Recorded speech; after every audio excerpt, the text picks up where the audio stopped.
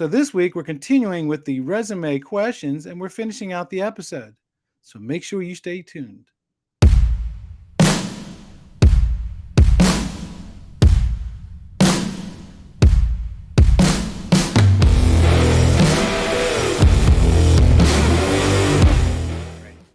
Next question. And I love this question because 12 years ago when I was looking for a job, I was unemployed for like 6 months or so, and I applied for almost 200 jobs over that 6 months. And I felt when I read this question, I felt the frustration because I've been there. The question is, what can I do so I don't have to enter my information twice when applying for a job, since it won't take the Yeah. text from my resume? Okay. I think this is an answer for some people, but it might be different depending on the company's application process. When I'm working with my clients, I usually want to find out how they're applying, meaning going directly to the company site, doing it on LinkedIn, and then we'll do some testing. There are some job sites where they say copy and paste your resume into this text box. Mm-hmm. So when they do that, if they're copying and pasting a formatted document into that text box, it looks all wonky. Right. So that is one complaint, or not really complaint, but frustration I'll hear from clients. Then I have to go in and I have to clean it up. So usually when we're creating a resume, we create it in Word, in PDF, and then in plain text file. So the plain text at least will get input more cleanly. If your resume is formatted with tables, for example, and you upload it somehow, and then it says, please complete these boxes, you're like, I just put this in. It could be because it's not reading the tables. So all the extra formatting that I see in resumes sometimes creates that challenge and frustration of having to put it in again. It can also be simple things like, where are you putting your dates of employment? Generally, they're on the right-hand side. If you have them on the left-hand side, some systems won't read it. Again, that's why you need to input it. The next question is it still good etiquette to send a cover page with my resume? If you go on LinkedIn, you'll see all kinds of debates on this. My answer is yes, it will not hurt. A lot of job postings say cover letter is required. The cover letter is your opportunity, very briefly and concisely, not your long history, very briefly and concisely to almost prove to the person that you're applying with, I read the job posting, I know I'm a good fit, and here's why. Okay, a couple bullet points about why. Right. There might be something that you put on your cover letter that doesn't really belong on the resume, but it belongs on the cover letter. If the recruiter decides they don't want to read it, that's fine. If you can't upload it at all, okay, well, is there another way to get it to the recruiter? But you'll see people on LinkedIn saying cover letters are a waste. A lot of times, if you don't have that exact experience, you need that cover letter. For example, the person who wants to get into low voltage, they need to be able to describe why they believe they're a good fit. So I generally recommend it, unless the posting says absolutely no cover letters accepted, okay. I won't send a cover letter. Right. But it can be helpful. I had somebody for one of my openings a couple of years ago, I put on there in the top and the bottom, cover letter required. Because if I'm posting sometimes for a training facilitator position, I get resumes from actors. I get resumes from so many people that have absolutely no experience. So if you think you align to this job, I need a cover letter to help me. Otherwise, I'm not looking at your resume. Okay. And I had somebody write back. I asked for a cover letter because I was not sure. It said the job was located on Long Island. This person lives in Ohio. I'm not really seeing how this person's going to get here 3 days a week, right? It was a hybrid position. And I received a response that said, I'm way beyond, like, I'm too advanced in my career to have to write a cover letter. Mm. So I thought, okay, well then I'm not proceeding because I don't see this fit. Well, that also sends a message too, doesn't it? Yeah, Because that was, if they're going to treat you like that as a yes, candidate, yes, it was how are they going to treat you when they're an actual employee and you're the boss? exactly, it was quite bizarre. I had to actually read it 3 times because I wasn't sure what I saw, and I showed it to somebody else. I said, am I reading this wrong? Help me make sure I'm not reading this Right, incorrectly. right. I always give everybody like second, third, chances. Yeah. And the 2 people I showed it to said, no, you're reading it right. I said, okay. But So that's actually a good tip. Is if you write your own resume, have somebody else read it. yes, yes. Have somebody else read it. You will. I do warn people though, if you show it to your brother, your best friend, your neighbor, you're going to get 3 different perspectives on that resume. What you're looking for are trends. And usually what I'll say is if you're showing it to a friend who's not a resume writer, ask them if they could describe back to you what you do. Oh God, that's great. Right? And why they That's should great. hire you. That's what you want to know. But you'll get all kinds of, where's your picture? Well, no, pictures don't go on the resume anymore. Or, where's the references upon request? No, that doesn't go on there. So but you do want to know, hey, if I gave this to you, do you know what I do? And that could be some good feedback. Gotcha. I like how you pointed out references upon request. I mean, that's kind of almost a standard now. I mean, why would you even put that on a resume? Because Right. it's kind of expected. If they're interested enough in you, they'll ask for it. Yes. And they might ask it on the application. That's Right. where you'll put it. It's a waste of real estate, the references upon request. Oh, I love that term. It's a waste of real estate. It's a waste of real Think estate. of your resume. Here's a NASCAR reference. I don't even follow NASCAR. When you look at a NASCAR, they have different sponsor stickers on their cars, and how much space they take is how much they charge for that sponsorship. It's considered real estate. Yes.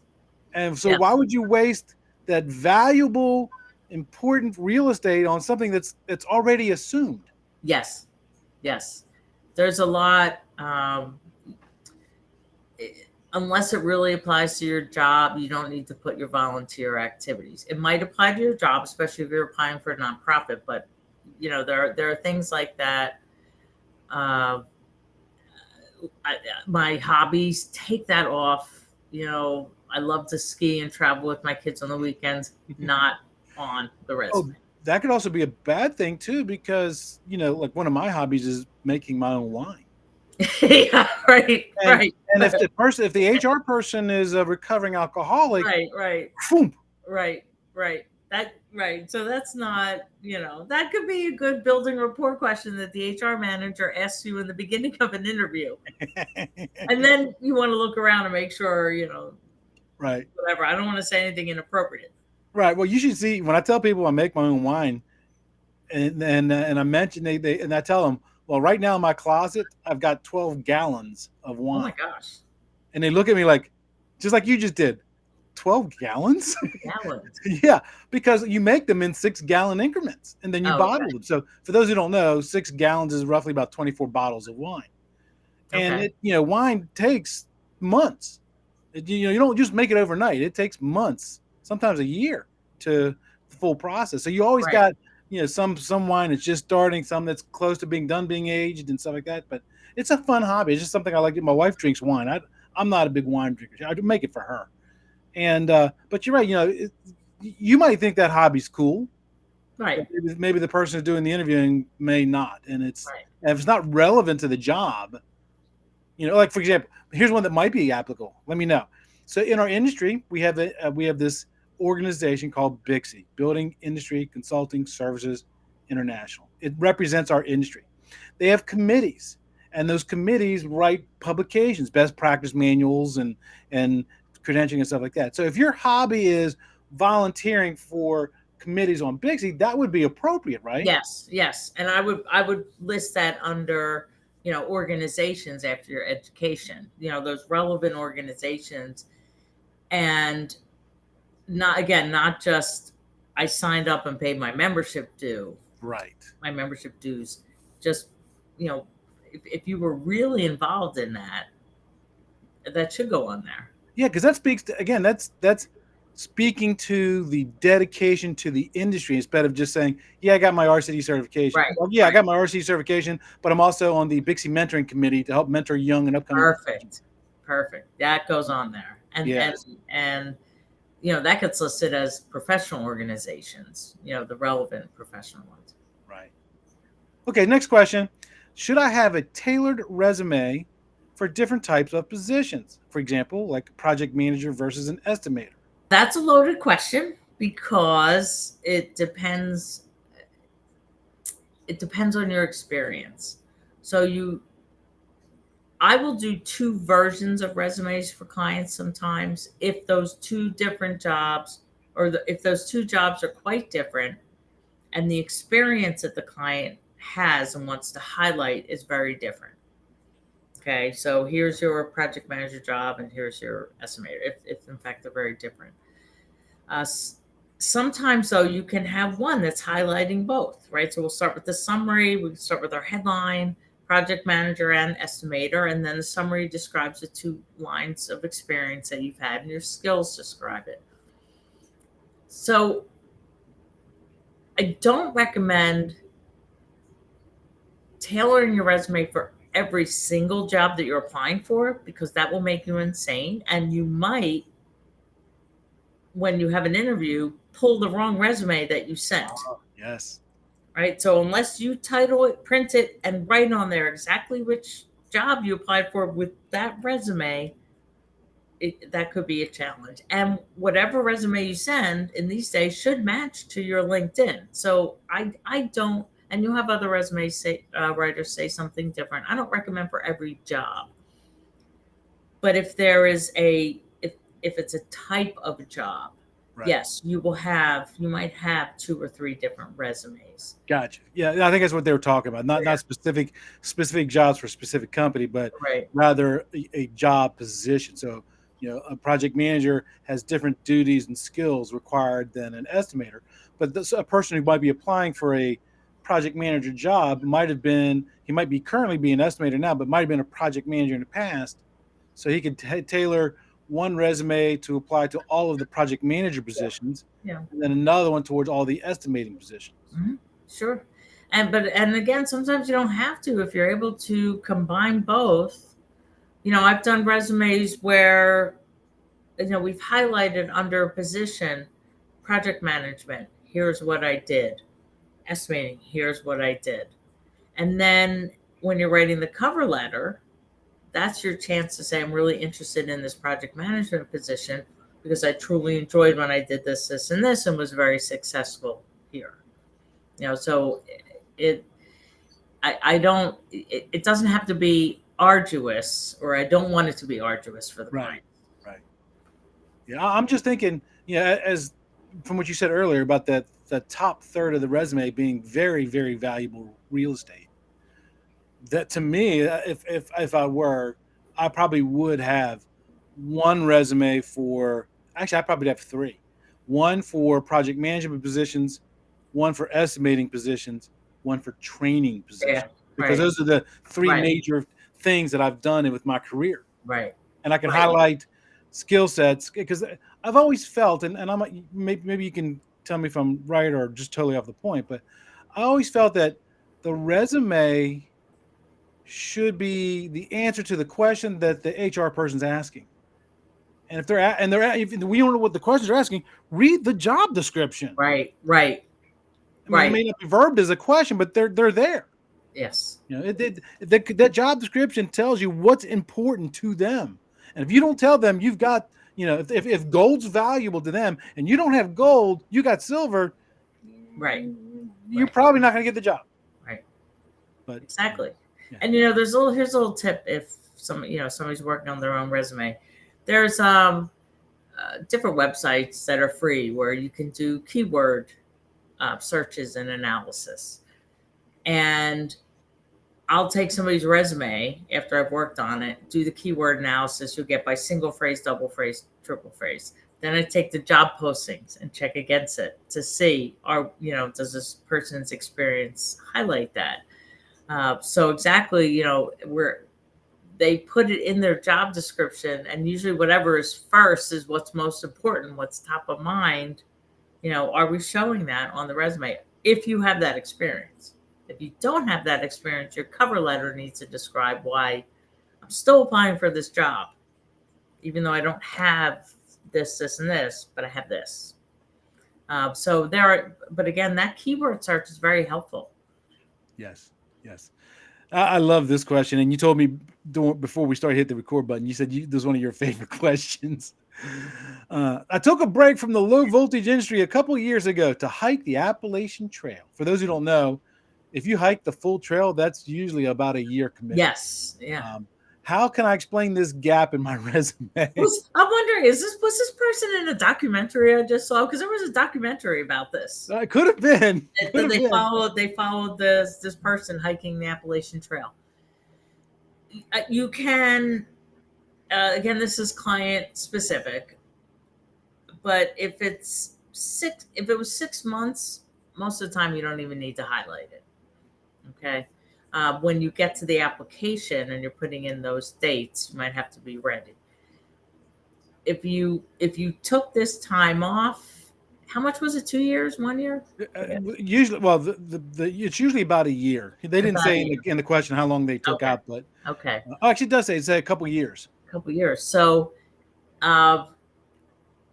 if there's a professional way to put, took a break, and if there's a professional way to put the reason or how the opportunity presented itself, you can put it there. I would want to see it and see how it looks when all is said and done, before saying to the client yes or no.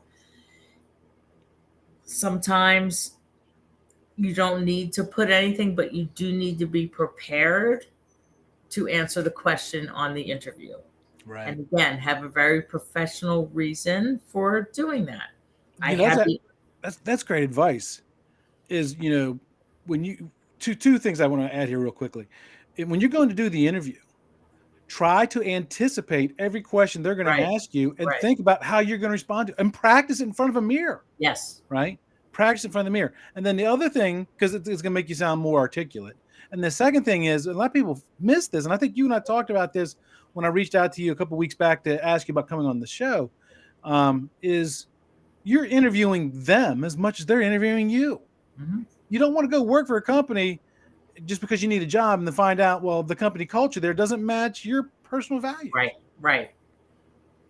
And that's actually a good question. So you want not only to anticipate the questions they're going to have based on your resume, you want to be prepared to ask them questions. What is the culture here? And don't ask this. Somebody asked this to me when I was hiring.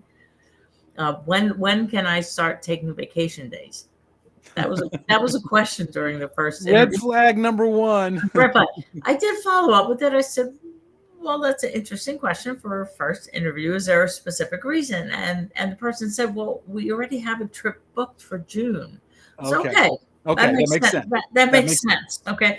But I actually said to the candidate, I did hire her, but I said, next time, maybe wait till later, not the first interview, maybe in the second interview. Yeah. When there's some kind of showing from the company that they're interested in you, like the second interview.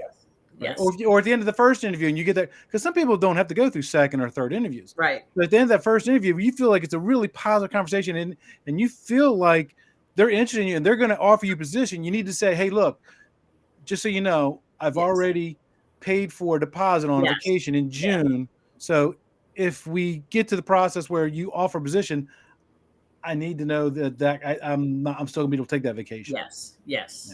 Yes. And then you do want to have other questions ready, about the culture, about the job. Yes. What's it like? How am I trained and all that? My current day job, When I went through I did a phone interview first because I'm in Florida. They're on the other side of the country, so I did a phone interview, and they liked me enough that they flew me out there to interview with them. And then they told me, look, we're going to have you interview with, and they listed the 4 people that I was going to be talking to. So I said, great, not a problem. So immediately I got on LinkedIn. I looked up all 4 of those people. Right, right. And so, for example, like when I was meeting with the VP of sales, I noticed that he had a 4-year degree.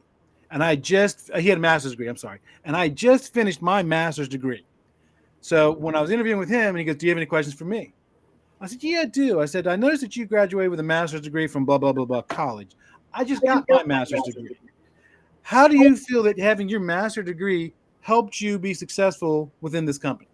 Oh, that's a great question. Obviously, I got the job. That Right? is a great question. I love it. Yes. Yes. It's all Oh about yeah, being do prepared. you have to do your research. I'm still surprised now people that don't research the company. If you know who you're interviewing, research them. I and go back, and this is probably not the right terminology, but study the job description again. Yes. Yes. You know, make sure you remember which job this was and why you applied for it. Especially if you've been looking for jobs for a few months and you've been applying Yes, for a bunch of different jobs. yes, and Keep them straight. yeah, this call could be from 3 months ago. Right. Find it. Make sure you have that resume. Make sure still have that job posting. Great. Next question. Should I use bullet points or should I write paragraphs when describing my duties, or is it more important just to list my work accomplishments? All of the above. So the in when formatting a resume, obviously we're looking at the experience we have and all of the information first. But a good way to structure is a short paragraph that outlines your responsibilities without using the word responsible for. Right, that's a waste of real estate. Using active language. That's your paragraph, because you need those keywords and they need to be able to see, okay, this person has the experience we're looking for. And then underneath, putting your accomplishments in bullets. So here's what the job entails. And then those accomplishments underneath are saying, here's how I did it. And both of those are important. I definitely recommend not all bullets, because I'm not sure what I should be looking at, as a reader. So all bullets can be distracting, but as long as there's consistency, a short paragraph that's describing your job, your task, your responsibility, and then the bullets. So you mentioned something that I want you to kind of expand on, because I think I know what it means, but I guarantee you there's a lot of people who listening may not know what it means. You said use active language. What is that? Could you give us an example? Sure. So you could say responsible for purchasing, estimating, installing. You can turn that around and say installed this much cable a day, or created estimates for that. I don't know if that's the best Something that creates action, or Yes. that conveys action. Yes, Okay. yes. So you Okay. can, anytime you see something, that says responsible for blah, blah, blah, blah, you can always cross off the responsible for and say, okay, well, what did you do? I managed the training department. I created training programs. I installed this. Right. So that's what we mean by the active language. And then make sure it's consistent throughout. Excellent. Next question. This is the final question. Actually, I got a couple follow-up questions after this one. Okay. It says I'm applying to work for a cable company, but my degree is in political science. Should I list this or just my GPA? So there's, again, a couple ways to do this. Applying for a job at a cable company, you definitely want to list your degree. You can if you want. If you're not sure if it's going to sideline or not, just put, receive my Bachelor of Arts degree from Villanova University, for example. And if you think it will hurt you to put political science, and that's it. As a hiring manager, I need to know. But again, go back to the job description. If the job description has specifics about the education that you need to make sure you highlight that. The GPA really, to me, and again, other resume writers may feel differently and hiring managers may feel differently. I only see the need for a GPA if you graduated within the last couple of years. Okay, once you've been working, your GPA is still an important part of your history, but it doesn't have to be listed on your resume. So if you're not sure if that political science is going to help you and you haven't been out of school for long, you could put, I got my Bachelor of Science, Bachelor of Arts, whatever, from this university, GPA of this. If you want to highlight how you're a good learner or a good student or something like that. But I don't need your GPA if you've been out working for 20 years. Right. Yeah. I've never been of the train of thought that if you're applying for a project manager and you have a degree in political science, to me, that was never a negative thing. It was just okay, you can make a goal and you can achieve that goal. Right. That's right. Exactly. Now if the degree's in, electrical engineer, well, then there's a little more weight to that because that directly ties to what I do. But I never looked negatively at any degree, because if you've gone through college, you realize it's a 4-year commitment. Right. And you finished. And you finished it. You took on that huge mountain, and you kept going day after day after day after day after day after day after day. Yeah. And you climbed that mountain, you got to the top. So if you can do that, then I know when I give you that 6-month project to manage, that's going to be like a piece of cake for you, because you don't. Yeah, I don't, it's up to somebody if they feel comfortable putting that degree. I don't think it will hurt you. It shows that you graduated. Right. And again, if the job description is asking for something specific, you need to do that cover letter, and show that your experience will make up for that degree, that specific degree that you're looking for. Gotcha. So now let's talk a little bit about professional resume writers. Okay. You should know something about that. A little. So, and I know you're going to say it depends, but if somebody wanted to get their resume written by a professional, what kind of investment are they talking? That is it. Yeah, I know you says it depends. It's a huge range. So, obviously, a manager position would be more involved. It depends on how much work you put into the resume, right? Let's break this up. Let's say somebody in the field, if they wanted somebody who's a technician, probably they got 20 years of experience, but they can get it into 2 pages or less. Are we talking $500, $5,000, $50,000? Definitely not the last. Definitely not the last 2. Otherwise, you might see Monte Cristo behind me, right? which you don't. So there's a few ways to go with the resume writers. There are large agencies that have set plans based on the length of your resume. So it might be 1-page resume, $200. You might see another company 1-page resume, $300, and 20 years of experience, $500. 20 years of experience, $1,000. Right? So they have their different packages. I work a little bit differently, and I have colleagues that also work the same way that I do. I base it on the amount of work that I need to dedicate to help you. Right. So when you go to some of the larger agencies, it's a pretty efficient process, but it's not as personal, right? So you fill out a questionnaire, you send it in, they make the changes, they send it back, you make revisions, you send it back. You don't have a conversation with anybody. which is fine. It will work for some people. It definitely will work. You'll see lower prices there. Um, Other resume writers, like I don't give a fee until I need to see what I'm working with. Okay, send me your current resume. Tell me what you want to do. I will then figure out how much work we need to do to get it to that point. Mm-hmm. Mm-hmm. So, there could be a range depending.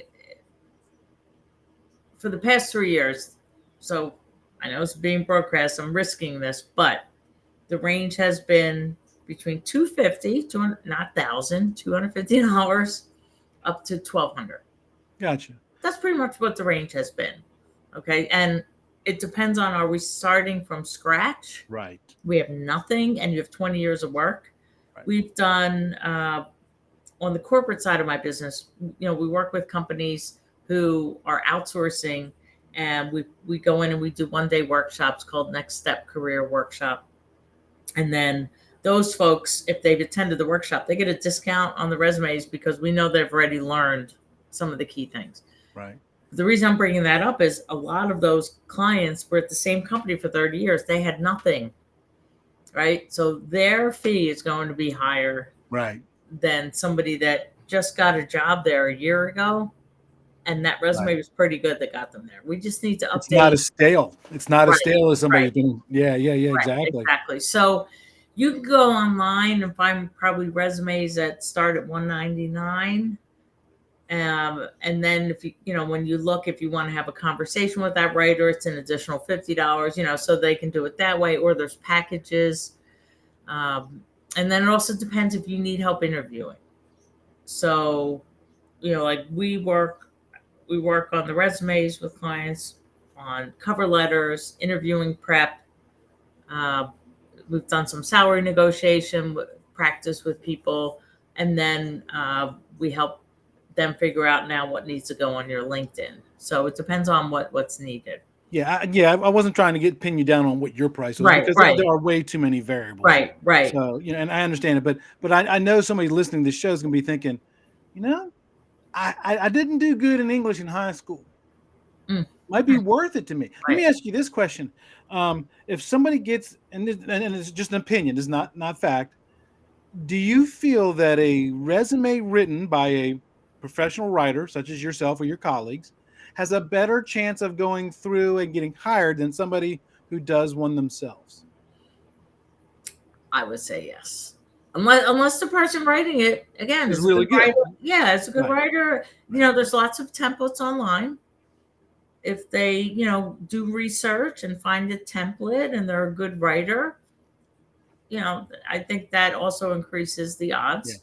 Yeah. I should have prefaced that the majority of the people in our industry, they type like this. And for those who are listening, I'm doing the 2-finger typing thing. Right. So don't get me wrong. There are some. I worked with a project manager who had a degree in literature, and he was an excellent writer. I used to go to him to help write my stuff. I used him as my second set of eyes on a lot of my documents I put out.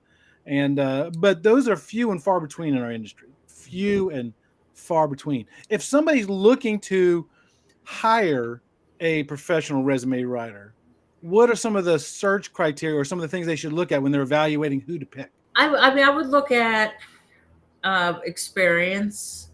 If you're choosing between people, I would look for certification, experience, if they can talk to you about the type of work that they've done. Now, I'll give you a little disclaimer on asking for samples. Okay, so I've had in the past people ask for samples, and I would send some samples. Take people's names out, take the phone numbers out, all that, the identifying information. I did that up until somebody took that sample and said, "Oh, I don't need you," and brought it to a writer who then wrote the resume. So I will show samples on a Zoom meeting. It takes 10 minutes. I'll pick out samples. And my husband was funny because he says, they can still take a screenshot. I said, I know, but you know what? But they got to work harder for it. Right. That's what I said. It's a little bit harder for them. So, it's just going to make them work a little bit.